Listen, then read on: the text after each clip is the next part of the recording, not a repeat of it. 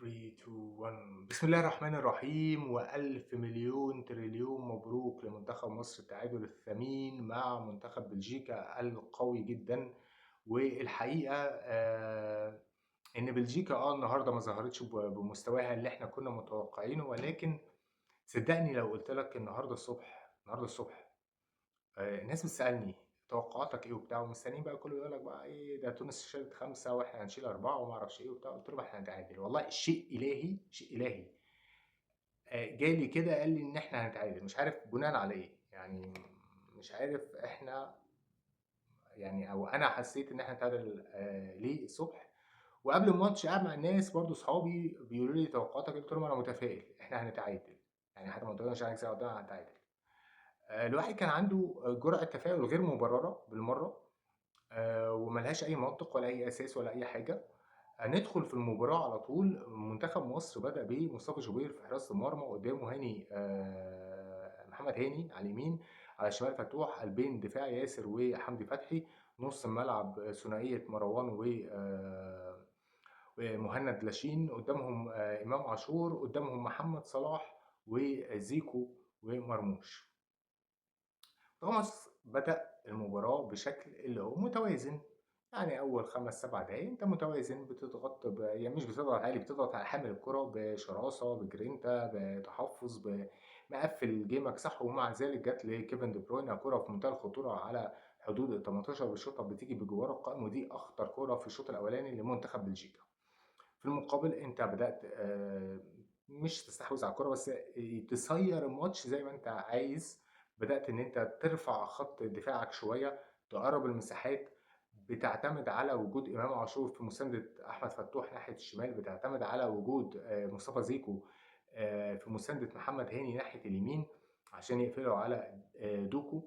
بتعتمد على الصلابة الدفاعية، ووجود لعيب زي محمد صلاح بيلعب مركز 10، أو بيلعب لعيب وسط ملعب 10، أو اللعيب اللي أنت بترتكز عليه كان بيديك أفضلية في الاستحواذ. إنك أنت في لعيب دولي كبير سوبر ستار لما بيمسك الكرة بتعمله ألف حساب، حتى لو هو بدنيا له جاهز ولا فنيا في أحسن حالاته ولا أي حاجة، لكن وجود محمد صلاح في قلب الملعب اداك نوع من أنواع الثقل في منتصف الملعب كلاعب بتقدر ترتكز عليه. منتخب مصر كان بادي مقفل مساحات وبيبتدي بيلعب برد الفعل، وفي المقابل هو ما كانش فيه فعل من منتخب بلجيكا. بتعدي تلت ساعة أولى، أول كرة لمنتخب مصر من هجمة مرتدة منظمة، محمد صلاح بيفتح اللعب لإمام عاشور اللي جاي من ناحية الشمال، بيستلم وبيحط وش رجله، والكرة بتلبس بمنتهى الجمال والروعة. والهدف الأول لمنتخب مصر ضربة في منتهى القوة للكابتن مجدي عبد الغني. جول الأول لإمام عاشور، منتخب مصر 1-0، سيناريو ولا في الأحلام. بتتقدم بجول حلو، مش جول وخلاص، جول حلو جدا بشوطة بتيجي في كورتوا أحسن حارس في العالم. جول ريال مدريد وصاحب الشامبيونز ليج اللي خدها حوالي 3 مرات مع ريال مدريد. الجول العظيم ده إمام عاشور بيشوط شوطة في منتهى الروعة، وجول ولا أروع فعلا لمنتخب مصر. خفنا من ردة فعل بلجيكا بيني وبينك، ولكن كانت ردة فعل ضعيفة جدا وما فيهاش أي خطورة ولا أي حاجة. استحواذ سلبي، غلق مساحات من محمد هاني نجم المباراة، نجم المباراة بلا منازع، أو مع إمام عاشور بصراحة شديدة. محمد هاني نجم المباراة، مقفل ورا تقفيلة ما يعلم بيها إلا ربنا. دوكو ساب الناحية الشمال بتاع بلجيكا اللي هي يمنا، اللي هي عند محمد هاني، وراح الناحية التانية عند احمد فتوح اللي برضه ما قدرش يحل معاه. في المقابل انت واقف بشكل مميز وبشكل محترم، بتعمل هجمه تانية عن طريق مصطفى زيكو برضه اللي بيشوط كرة حلوه قوي. الفكره ان هو شاطها وكتمها صح، كورتوا بيطلع كرة بمنتهى الصعوبه. وانت عندك حاجه، عندك قدرات. ومنتخب بلجيكا تحس انه متاثر بعوامل الجو. انت برضه الجو مش سهل عليك وكل حاجه، بس تحس منتخب بلجيكا الاكثر تاثرا. وبيني وبينك احنا برضه عملنا جيم كبير، ما ينفعش ان احنا نخسف بحق اللعيبه دي ولا حق المدير الفني اللي اكيد تعب واكيد قال حاجه واكيد كان محضر سيناريوهات. هتلعب حلو هنشيلك على راسنا، هتلعب بسيناريو واحد هننتقد، وهي دي الكورة. كورة الآراء متغيرة بناء على المعطيات اللي أنت بتشوفها.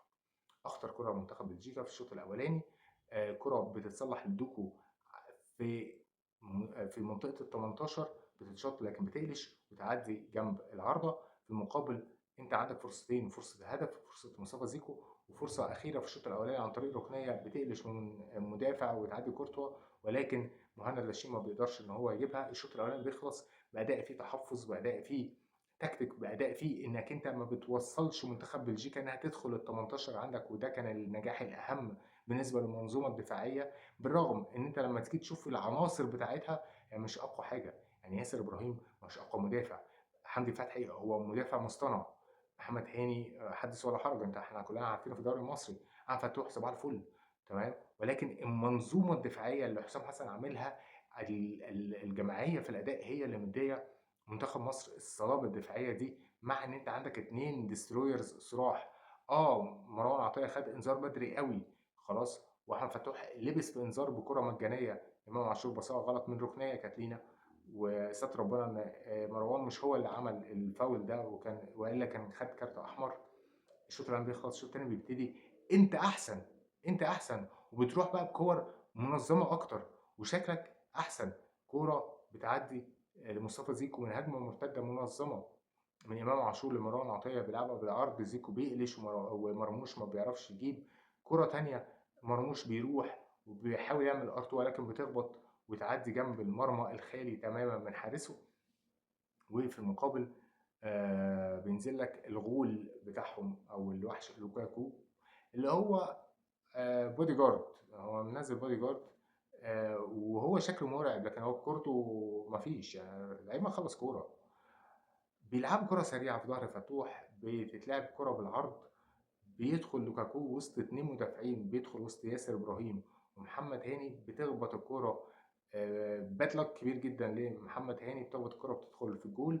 1-1 في الدقيقة 67 في أسوأ لحظات المباراة، وأكتر لحظة ممكن يجيلك من وراها شك، لأن أنت عامل ماتش كويس ورحت بأكتر من كورة، ولكن بكرة سريعة بتتخطف قبل حتى كولينج بريك، يعني حتى توقيت الجول توقيت صعب شوية. كابتن حسام حسن بيعمل تغيير انا بصراحه ما فهمتوش، وهو دخول رامي ربيعه افهمها، لكن خروج امام عاشور اللعيب اللي عنده جرينتا، اللي عنده القدره انه يمسك الكره، اللي عنده القدره انه يقدر يعدي واحد لواحد، دي بالنسبه لي كانت غريبه شويه. ينزل رامي ربيعه يلعب جنب ياسر ابراهيم ويطلع حمدي فتحي يلعب لعيب رقم 8، مستغربها شويه، ولكن اوكي تمام. منتخب بلجيكا جات له كوره قبل هدف التعادل من ضربه حره مباشره نتيجة وجود دوكو في قلب الملعب. دوكو خلاص يئس من اليمين، محمد هاني سابها له، ساب الشمال، بعد على الأطراف، دخل في مناطق قلب الملعب وهي المناطق الأكثر حساسية بالنسبة لمنتخب مصر، لأن دوكو بيعرف يستلم، والراجل ده بيعرف يلعب جماعي وبيعرف يحل فردي واحد لواحد في مساحات ضيقة جدا. يتحصل على فاول، كيفن دي بروين بيحطهم فوق الحيطة، بتيجي في القايم ستر ربنا، وكانت النتيجة وقتها 1-0. وبعد كده طبعا زي ما قلنا جه هدف التعادل لمنتخب بلجيكا. منتخب بلجيكا ما ظهرش بأي شراسة على قد ما احنا كنا متخوفين انه يظهر بشراسة. بعد الكولينج بريك وبعد دخول رامي ربيعة بدأت تظهر بعض من ملامح الخطورة عن طريق كرة عرضية، منها واحدة خطفها لوكاكو فوق العارضة. أول ما كابتن حسام حسن سحب محمد صلاح، سحب مصطفى زيكو، نزل زيزو، نزل حمزة عبد الكريم، تغيير مش عارف إيه الهدف من وراه. هل هدف ان انت تزق قدام شويه الضغط بتاعك؟ اوكي احترمها الفكره دي، ولكن انت كنت محتاج خبرات محمد صلاح في الوقت ده. مش هنتفزلك لان المباراه سيرت كما نتمنى واكثر مما نتمناه، ولكن تحس ان على نقيض منتخب بلجيكا انه ما بقاش عنده الرغبه في المكسب، وبدأ يفكر في الماتشات اللي بعد كده. طلع دوكو وطلع كيفن دي بروين، اول ما الاثنين دول طلعوا عبء كبير جدا من على منتخب مصر اتشال بالنسبه للجزء الدفاعي، وبدانا احنا كمان نزق لقدام، بدانا ان احنا نروح باكتر من كوره، بدانا ان احنا نحاول نوصل، بدانا ان احنا نفتح مساحات، بدانا ان احنا نعدي، نحاول نصوب. حتى منتخب بلجيكا تحس إنه آخر المباراة ارتكن لفكرة إن أنا مش عايز أستقبل خلاص، أنا النهارده يومي مش يومي، الجو حَر، الدنيا أنا مقريف، خلاص أنا فُكّني من الماتش النهارده وأركّز في الماتشين التانيين. وإحنا تحس إن إحنا برضه إيه، بنهاجم بس بُص، أنا مش عايز أخسر، فهي تمامها أوكي، تتعادل نتيجة إيجابية بتمحو ذكريات كأس عالم 90. الحمد لله، كتّر خيرك يا إمام عاشور، كتّر خيرك يا حسام يا حسن، اللي طلّعتنا من مذلة ماتش هولندا. مباراة بتنتهي بعد 4 دقايق وقت بدل ضايع أو 5 دقايق وقت بدل ضايع، حصل تغييرات بقى أخيرة للاستهلاك، وهي نزول إبراهيم عادل ونزول كريم حافظ مكان فتوح ومكان مروان عطية أعتقد. فدي تغييرات للاستهلاك، ولكن نقطة إيجابية، نقطة في منتهى الأهمية لمنتخب مصر، نقطة تقدر تبني عليها. منتخب نيوزيلندا هو الأكثر خطورة بالنسبة لي. أنا منتخب نيوزيلندا هو الفرقة الوحيدة اللي مقلقاني، لأي حد بيكلمني بقول له أنا خايف من نيوزيلندا. نيوزيلندا غول بدني، غول بدني، ومتعود يلعب في الأجواء دي. أيوه، متعود يلعب في الأجواء دي، الأجواء الحارة اللي هي الطف شوية بتاعت أمريكا. هو ده أكتر منتخب أنا متخوّف منّه. إحنا نستحق على الأقل إن إحنا ما نخسرش النهارده، يعني لو نستحق المكسب، أنا شايف إن إحنا نستحق المكسب، ما كسبناش، إحنا ما نستحقش إن إحنا نخسر. الحمد لله ربنا كريم. ألف مبروك لمنتخب مصر، ألف مبروك للشعب المصري. آآ إحنا شكلنا حلو يا جماعة، شكلنا بنقدّم كورة قد تكون متحفّظة، قد تكون دفاعية، مش sexy football ولا أي حاجة، ولكن في حاجة بتحصل.